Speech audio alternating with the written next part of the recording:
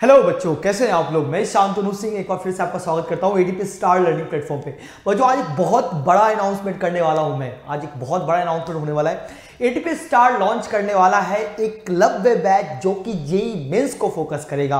अभी तक हमारा 3 बैच ऑलरेडी लॉन्च हो चुका है, ग्लैडिएटर, वॉरियर और चैंपियन। लेकिन ये तीनों बैच किसको टारगेटेड था? JEE advance plus JEE mains.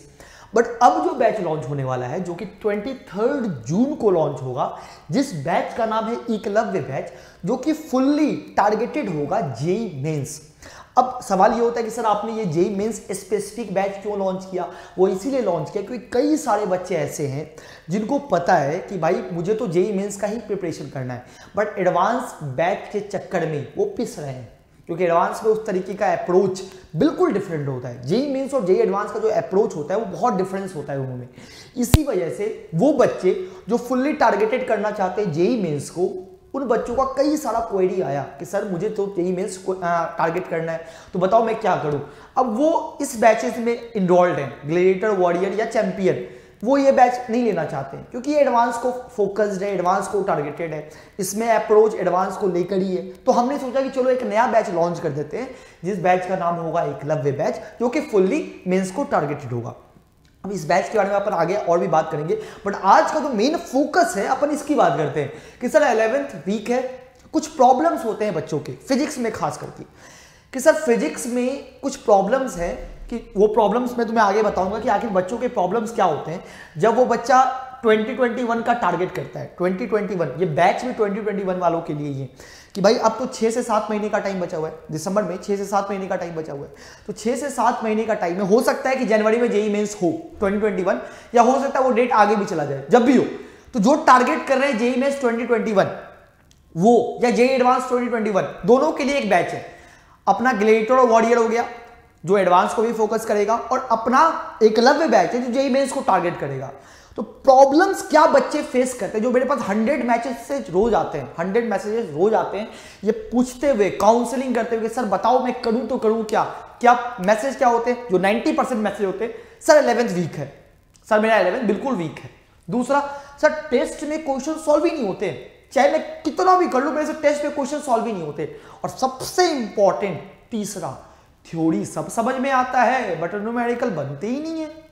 ये 3 सबसे इंपॉर्टेंट पॉइंट होता है अगर कोई बच्चा 11th से 12th में जाता है या जो रिपीट करता है, वो ये 3 तरह के प्रॉब्लम्स अपने फिजिक्स में खास करके फेस करता है। अब मैं एक एक करके इन तीनों प्रॉब्लम्स के बारे में बात करने वाला हूं।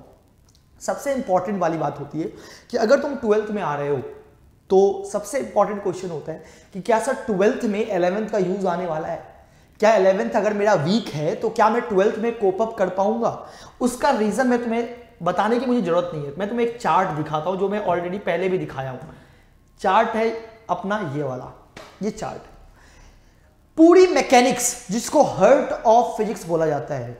देखो 30 to 40% इलेक्ट्रोस्टैटिक में, 30 to 40% ग्रेविटेशन में, 30% वेव ऑप्टिक्स, मैकेनिकल वेव का यूज आता है वेव ऑप्टिक्स में, 30% मैकेनिक्स का यूज आता है फोटो इलेक्ट्रिक फील्ड बोर्ड और मॉडर्न में। तो ये सारा इंटर रिलेशन जो कि 11th और 12th के टॉपिक का है। अब तुम्हारा अगर 11th वीक रहेगा तो तुम 12th के टॉपिक पे कैसे कंसंट्रेट कर लोगे? कुछ टॉपिक्स हैं जिनमें बहुत कम यूज है, करंट हो गया, कैपेसिटेंस हो गया, ईएमआई हो गया, एसी हो गया, ये सब इंटर रिलेटेड नहीं है। ज्योमेट्रिकल ऑप्टिक्स ये सब कर लोगे, बट जब तुम इलेक्ट्रोस्टैटिक करने जाओगे, ग्रेविटेशन करने जाओगे, एनर्जी कंजर्वेशन जो कि तुम्हें यहां पर आना चाहिए था, तुम्हारा 12th में प्रॉब्लम होती है। तो सबसे इंपॉर्टेंट होता है कि अगर 12th में तुम प्रॉब्लम फेस करते हो तो वो इनकी वजह से करते हो। तो इसीलिए बच्चे क्या बोलते हैं, सर 11th वीक है, क्योंकि टीचर क्या बताता है कि यहां पे लगा दो मोमेंटम कंजर्वेशन। मोमेंटम कंजर्वेशन ये क्या है भाई? तो ये क्योंकि तुमने 11th में नहीं पढ़ा था, तो तुम्हारा क्या एक्सक्यूज होता है कि सर मेरा तो 11th वीक है, अब मैं क्या करूं बताओ, 12th में मेरे को थोड़ा कम समझ में आ रहा है। इसकी वजह से हमने जो ग्लैडिएटर बैच लॉन्च किया था उस बैच में हमने सबसे पहले 11th करवाया था, फिर हमने 12th करवाया था। तो सबसे पहले जिन बच्चों का 11th वीक है, मेरा पर्सनल सजेशन है कि सबसे पहले इन टॉपिक्स को जो कि 12th में यूज आने वाले हैं, इनको सबसे पहले रिवाइज करो, सबसे पहले इनको रिवाइज करो, तभी तुम 12th में स्विच करना। क्योंकि यार अगर ये टॉपिक वीक रहेंगे ना तो कहीं ना कहीं तुम्हें एक हर्डल मिलेगा, प्रॉब्लम्स होगी कि 12th तुम्हारा उतना लेवल का स्ट्रांग नहीं हो पाएगा। चाहे तुम कंपटीशन का तैयारी कर रहे हो, बोर्ड में तो चलो रट पट के काम चल जाएगा, अगर नीट जेई की तैयारी तुम कर रहे हो तो तुम्हारा 11th स्ट्रांग होना चाहिए, वीक रहेगा तो प्रॉब्लम आएगी। सबसे पहला ये हो गया। दूसरा सबसे इंपॉर्टेंट सवाल, सर टेस्ट में क्वेश्चन नहीं बनते। देखो टेस्ट में क्वेश्चन नहीं बनने के दो तीन तरीके, मतलब दो तीन लॉजिक होते हैं या दो तीन साइकोलॉजिकल बात होती है। क्या होती है? एक तो हमारा होता है माइंड, जो कि प्रेशर झेल नहीं पाता है। हो सकता है कि हमसे घर पे सवाल बन जाते हो बट टेस्ट में नहीं बनता, वो हमारे माइंड का प्रॉब्लम होता है। क्यों? क्योंकि हम लोग टेस्ट में बहुत हड़बड़ी करते हैं, हमारा प्रेशर होता है कि सर मेरे को तो इतना मार्क्स लाना है। सिली मिस्टेक्स सबसे इंपॉर्टेंट होता है टेस्ट में, सिली मिस्टेक अवॉइड करना। ये कैसे कर सकते हो? तुम टारगेट लेके चलो, जैसे 25 क्वेश्चंस होते हैं, तुम टारगेट लेके चलो कि मेरे को फिजिक्स में 12 क्वेश्चन अटेम्प्ट करना है, केमिस्ट्री में 12, मैथ में 12, 12, उससे ज्यादा मेरे को अटेम्प्ट ही नहीं करना। होता क्या है, हम लोग ये टारगेट लेके नहीं चलते, हम लोग क्या करते हैं, जितने हो जाएंगे सब करके आ जाएंगे। इससे सिली मिस्टेक का चांसेस बढ़ जाता है। सबसे पहला टारगेट लेके चलो कि मेरा टारगेट है कि मैं तो फिजिक्स में 12 क्वेश्चन करूंगा बट सही करके आऊंगा। मेरा टारगेट है मैथ में मैं 10 क्वेश्चन ही करूंगा लेकिन बिल्कुल सही करके आऊंगा। 10 क्वेश्चन सेलेक्ट किया, बिल्कुल सही करके आया। सबसे पहले टारगेट लेके चलो। हो सकता है कि मैथ में तुम्हारा टारगेट 10 हो, 11वां क्वेश्चन तुम्हें लालच दे रहा हो कि बेटा 11वां तो बन जाएगा, टच नहीं करना है, नेक्स्ट टॉपिक पे सर्च आओ। आखिरी में जब टाइम बचे तो फिर तुम मैथ का 11वां क्वेश्चन अटेम्प्ट करना। टारगेट बनाओ अपना, उससे तो अपना सिली मिस्टेक मिनिमाइज कर सकते हो कि सिलेक्ट किया, हाँ ये मेरे से बन जाएगा, वही क्वेश्चन किया, बाकी कुछ भी नहीं किया। टारगेटेड बहुत जरूरी है, टारगेट बहुत जरूरी है टेस्ट में मार्क्स लाने के लिए। दूसरा क्या होता है, चलो टेस्ट भी हो गया, सब कुछ हो गया, अब बात है सर थ्योरी सब आती है, न्यूमेरिकल नहीं बनते। ये पता है, ये तुम्हारा मिथ है। अगर तुम्हें सच में कंसेप्चुअल क्लैरिटी बहुत अच्छी सी है तो तुमसे सवाल बनेंगे। तुम्हें थ्योरी उतनी अच्छे से नहीं आती है, सबसे बड़ा रीजन है थ्योरी तुम्हें उतना अच्छे से नहीं आता है, ये बात मानो। क्योंकि अगर तुम्हारा थ्योरी उतनी कंसेप्चुअल क्लैरिटी है और तब तुमसे न्यूमेरिकल नहीं बन रहे हैं तो इसका सिर्फ एक ही रीजन है कि तुम्हारे प्रैक्टिस में कमी है। अगर जिस चैप्टर में तुम्हें 100 क्वेश्चन करने चाहिए तो तुमने 20 क्वेश्चन किया या 50 क्वेश्चन किया है, जहां तुम्हें 100 प्रॉब्लम सॉल्व करने चाहिए तो तुमने 50 प्रॉब्लम सॉल्व किया है। वो सबसे इंपॉर्टेंट होती है कि सर न्यूमेरिकल नहीं बनता, थ्योरी समझ में आती है। ये सबसे इंपॉर्टेंट रीजन होता है। जिसे काइनेमेटिक्स में मैं मानता हूं कि काइनेमेटिक्स में स्ट्रॉन्ग करने के लिए अपने को 150 to 200 क्वेश्चन पूरा अच्छे से अटेम्प्ट करना चाहिए। कम से कम 150 से लेकर 200 क्वेश्चन काइनेमेटिक्स को स्ट्रॉन्ग करने के लिए करना चाहिए अटेम्प्ट। क्या तुमने 200 क्वेश्चन किया है काइनेमेटिक्स में? नहीं किया होगा। तुमने 50 क्वेश्चन काइनेमेटिक्स में किया होगा और फिर छोड़ दिया होगा। कहां से बनेगा न्यूमेरिकल? और एक्सक्यूज क्या रहता है कि सर थ्योरी तो सारा आ गया, न्यूमेरिकल ही नहीं बन रहा। कैसे बनेगा? जिस चैप्टर में हमारा टारगेट है 200 क्वेश्चन, हम टारगेट से 1/4 कर रहे हैं, कैसे बनेगा न्यूमेरिकल? कॉन्फिडेंस की कमी वहीं पर आ जाएगी। तो इसीलिए जो भी चैप्टर तुम पकड़ो, सबसे पहले न्यूमेरिकल उसका मैक्सिमम अटेम्प्ट करना है, अच्छे से अटेम्प्ट करना है। न्यूमेरिकल मैक्सिमम तभी हो पाए क्योंकि कंपटीशन में अब थ्योरेटिकल अप्रोच गया, अब वो तुमसे कंसेप्चुअल न्यूमेरिकल पूछता है। और न्यूमेरिकल तभी आएगा जब हमने अच्छा खासा प्रैक्टिस किया होगा।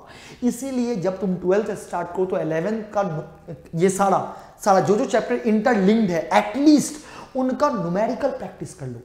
न्यूमेरिकल प्रैक्टिस करने के लिए तो कई सारे ऑप्शन है, एक्सक्लूसिव मटेरियल देख लो एटीपी का, एससी वर्मा कर लो, जो भी करो, लेकिन अच्छे से डीसी पांडे भी कर सकते हो, कुछ भी कर सकते हो, लेकिन न्यूमेरिकल तुम्हें करना चाहिए। ये मेरा पर्सनल सजेशन मान लो कि मैक्सिमम न्यूमेरिकल करो। थ्योरेटिकल थ्योरी जितना पढ़ते हो थोड़ी चलो ठीक है, बट थ्योरी अगर तुम 1 घंटा पढ़ते हो तो 4 घंटा न्यूमेरिकल पे टाइम दो, ऐसा होना चाहिए।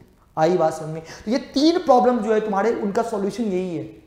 अब बात ये होता है कि सर मैं 12th में आया हूं या मैं 13th में हूं, मैं रिपीटर हूं या मैं 12th में हूं, अब बताओ मैं क्या करूं? मेरा 11th वीक है, तो सबसे पहले मैं आप क्लियर बता दिया तुम्हें करना क्या है। इनका सबसे पहले स्ट्रॉन्ग करना है इनको।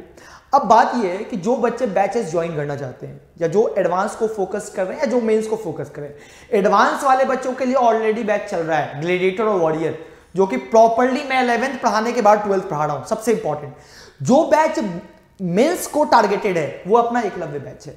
अब इस बैच की खास बात क्या है, चलो मैं इसकी बात कर लेता हूं थोड़ी सी कि भाई इस बैच की खास बात क्या है कि क्या अपन किसमें क्या करेंगे। सबसे इंपॉर्टेंट ये जेई मेंस के स्पेसिफिक लेक्चर होंगे। जेई मेंस और जेई एडवांस के लेक्चर्स में डिफरेंस होता है और ये डिफरेंस हमें फील नहीं होता क्योंकि टीचर फील करवाता ही नहीं है। टीचर क्या करता है, वो एडवांस को टारगेट करता है और इससे क्या होता है कि कई सारे क्वेश्चन जो लेंदी होते हैं, जो टफ होते हैं, वो हमारा मोरल डाउन कर देते हैं। हमें पता होती है कि भाई हमसे जेईई एडवांस अभी टारगेटेड नहीं होगा, अभी मेरे को मेंस टारगेट करना है। बट प्रॉब्लम क्या होता है, कहीं पे मेंस सही से पढ़ा ही नहीं जाता। हर टीचर मेंस के नाम पर एडवांस का भी क्वेश्चन करवाता है। भाई वैसे ही होता है, मैं भी जब बंसल क्लासेस में पढ़ाता था तो मैं भी जो भी बैचेस होता था वहां एडवांस को ही टारगेट करते थे। जो शीट होती थी वो सारा एडवांस को टारगेटेड होती थी कि भाई बच्चे का मेंस तो हो ही, साथ में फोकस्ड एडवांस भी हो। प्रॉब्लम वहां पे आता है, अब 10 न्यूमेरिकल में 5 न्यूमेरिकल मेंस के स्पेसिफिक है और 5 एडवांस को टारगेटेड है। तो जो बच्चा सिर्फ मेंस को फोकस कर रहा है उसके लिए वो 5 न्यूमेरिकल वेस्ट है, क्योंकि वो एक तो बनेगा नहीं, दूसरा उसका मोरल डाउन हो जाएगा। क्योंकि वहां 10 के 10 न्यूमेरिकल मेंस की तरह करवाने चाहिए, ऐसा जिससे तुम्हारा प्रॉब्लम सॉल्विंग स्किल डेवलप हो सके, तो मेंस में फोड़ के आ सको। क्योंकि मेरे को पता है यार, मेरे को सच में पता है कि मेंस और एडवांस के बीच में एक गैप है 2 से 3 महीने का। वो गैप में तुम एडवांस का प्रिपरेशन कर सकते हो अगर तुम्हारा मेंस में 200 नंबर प्लस आता है तो। इसी वजह से हमने क्या सोचा, जो टारगेटेड होता है, जो बच्चे टारगेट किए हुए कि भाई मेरे को मेंस ही करना है, उनके लिए हमने एक एकलव्य बैच लॉन्च किया। सारा लेक्चर वो ग्लैडिएटर वाला लेक्चर नहीं होगा, वो वॉरियर वाला लेक्चर नहीं होगा, वो लेक्चर प्रॉपर दोबारा से शूट होगा, दोबारा से वो सारा लेक्चर मेंस के लिए टारगेटेड होगा 11th प्लस 12th। दूसरी बात, जेईई मेंस का स्पेसिफिक मटेरियल मिलेगा, शीट डीपीपी एडवांस वाली नहीं होगी, ऐसी होगी जो जेईई मेंस को ही टारगेटेड कर रही है। जो भी न्यूमेरिकल होंगे वो जेईई मेंस को टारगेटेड करते होंगे, हर बच्चे का 200 से ऊपर नंबर आए जेईई मेंस में। उसके बाद एडवांस के लिए अपन कर लेंगे, टाइम है अपने पास, लेकिन जनवरी वाले में 200 प्लस आना चाहिए। स्पेशल क्वेश्चन बैंक मिलेगा जिसमें 1000 क्वेश्चन प्लस होंगे। जैसे मैकेनिक्स मैंने करवा दिया तो मैकेनिक्स के 250 क्वेश्चन का एक बैंक मिल जाएगा। इसके अलावा ये मैं फिजिक्स में तुम्हें दूंगा, कोई दे ना दे मैं तो तुम्हें दूंगा। अगर तुम्हारा फिजिक्स वीक है तो तुम गारंटी मान के चलो इस बैच के बाद तुम्हारा फिजिक्स वीक नहीं होगा, इस बात की मैं गारंटी देता हूं। Relevant JEE mains test series, ये इंपॉर्टेंट है।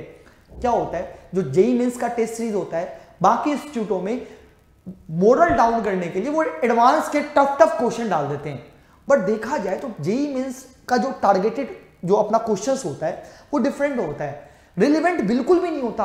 भाई इतने सारे इंस्टीट्यूट है, बच्चों का मैसेज आता है कि सर मेरा इंस्टीट्यूट में मार्क्स 100 आया, बट जेईई मेंस का जब मैंने पेपर देखा तो इतना सिंपल था कि वहां तो मेरा 150 मार्क्स आ गया। सर मेरा तो वो टेस्ट में मोरल ही डाउन हो गया, मेरा डिप्रेशन में आ गया, मैं डिप्रेशन में आ गया। आ रही बात समझनी? तो ये जो जेईई मेंस है ये relevant test series JEE mains को टारगेटेड होगा। किसको टारगेट होगा? जेईई मेंस को ही टारगेटेड होगा। सबसे इंपॉर्टेंट बात ये आ गई, ये अपना एकलव्य बैच का सारा फीचर्स है। जो भी ज्वाइन करना चाहते हो, जो भी इंटरेस्टेड हो, सबसे इंपॉर्टेंट वो सबसे पहले नीचे लिंक में जो गूगल फॉर्म दिया गया उसको फिल कर दो। सबसे इंपॉर्टेंट गूगल फॉर्म सबसे पहले फिल कर दो, क्योंकि तुम्हें एक स्पेशल कोड दिया जाएगा। जो भी अपने स्टार्टिंग वाले एनरोलमेंट होंगे उनको मैसेज करके एक स्पेशल कोड दिया जाएगा जिसपे कुछ डिस्काउंट रहेगा। ठीक है, जो भी ज्वाइन करना चाहते हो सबसे पहले तो गूगल फॉर्म नीचे लिंक में कर दो। और अगर तुम्हें इस बैच के बारे में और भी कोई जानकारी चाहिए, तो तुम इस नंबर पे कॉल कर सकते हो। ये अपने ऑफिस का नंबर है, तुम इस पे कॉल कर सकते हो, या फिर तुम मुझे भी डायरेक्टली व्हाट्सएप पे मैसेज कर सकते हो। कॉल मत करना, मैसेज कर देना तुम मुझे। अगर तुम कोई भी जानकारी इस बैच के रिलेटेड चाहिए वो तुम कर सकते हो। और सबसे इंपॉर्टेंट बात कि एक कोट मुझे हमेशा पसंद आता है, तू मेहनत इतनी खामोशी से कर कि तेरी कामयाबी शोर मचा दे। आई बात समझ में? अपने को मेहनत इतनी खामोशी से करना है कि हमारी कामयाबी शोर मचा दे। देखो मैं सही बताऊं तो टारगेटेड हमारा होता है, बहुत सारे बच्चे ऐसे होंगे जिनका टारगेटेड होगा जेईई मेंस में 200 नंबर से ऊपर लाना, बट वो एडवांस वालों के चक्कर में पिस जाते हैं। उसी की वजह से हमने ये बैच लॉन्च किया, एकलव्य बैच, जो कि 23 जून से लॉन्च होने वाला है। प्रॉपर लेक्चर्स इसके बिल्कुल डिफरेंट होने वाले हैं, बिल्कुल टारगेटेड जेईई मेंस होगा। ऐसा मत सोचना कि भाई ये लेक्चर्स में अपने को ऐसा करवाया जाएगा कि नहीं पुराने वाले ग्लेडिएटर के लेक्चर्स होंगे, नहीं, ये बिल्कुल प्रॉपर शूट किया जाएगा। टारगेटेड जेईई मेंस दिसंबर में कोर्स खत्म हो जाएगा, और जो भी हमारे पास 6-7 मंथ हैं, इस 6-7 मंथ में तुम्हारी फिजिक्स खास करके इतनी स्ट्रांग हो जाएगी कि तुम्हें कोई टेंशन लेने की जरूरत नहीं है। बस बात इतनी सी है कि तुम्हें मेहनत बहुत करना पड़ेगा, मेहनत बहुत, और कोई ऑप्शन ही नहीं है। आई बात समझ में? तो लगे रहो। जो बैच नहीं भी ज्वाइन करना चाहते हैं, मैं उनके लिए बात कर रहा हूं, जो नहीं भी करना चाहते, जो कहीं और भी ज्वाइन किए हुए, टारगेटेड रखो, फोकस्ड रहो। तुम्हारा ड्रीम ऐसा होना चाहिए कि सोने से पहले और उठने के बाद तुम्हें सपने सिर्फ आईआईटी और एनआईटी के ही दिखने चाहिए, तभी तुम फोकस्ड कर पाओगे। नहीं तो दो चीज पे कभी फोकस नहीं हो पाता। फोकस्ड अगर एक रहेगा तो ही हमारा टारगेट अचीव होगा, ठीक है ना। बाकी जो भी क्वेरी है तुम उस नंबर पे कॉल कर सकते हो बैच से रिलेटेड। और 11th अगर वीक है तो तुम्हें टेंशन लेने की जरूरत नहीं है, मैं 11th तुम्हारा स्ट्रॉन्ग करवा दूंगा। बाकी जो नहीं बैच ज्वाइन करना चाहते हैं वो प्लीज जो भी मैंने वो चार्ट बनाया है एटलीस्ट वो सब चैप्टर जो यूज आने वाला है वो कर लो, तुम्हारा 12th बिल्कुल स्ट्रॉन्ग हो जाएगा, ठीक है। और तुम्हें कोई टेंशन लेने की जरूरत नहीं है। आई बात समझ में? मिलते हैं अगले वीडियो में, तब तक के लिए bye, take care and all the best, study hard.